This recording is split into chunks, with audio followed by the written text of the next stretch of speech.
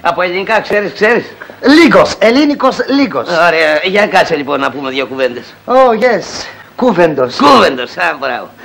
Πρώτα θέλω να μου πεις από ποιο μέρος είσαι. What?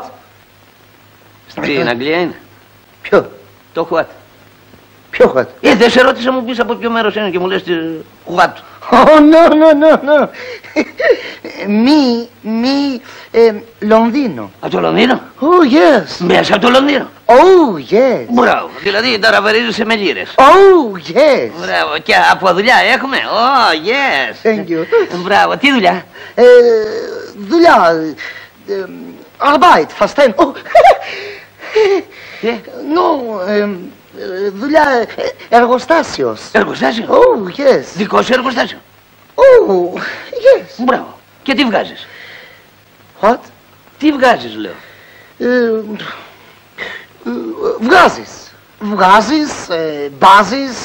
Βάζεις, ξαναβάζεις. Καλά, άστο τι βάζεις, τι βγάζεις.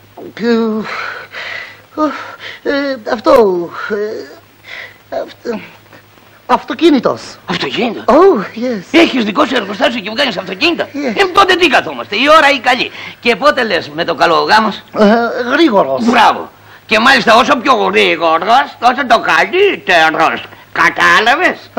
Ρε πως τις παίρνω τις ξένες γλώσσες.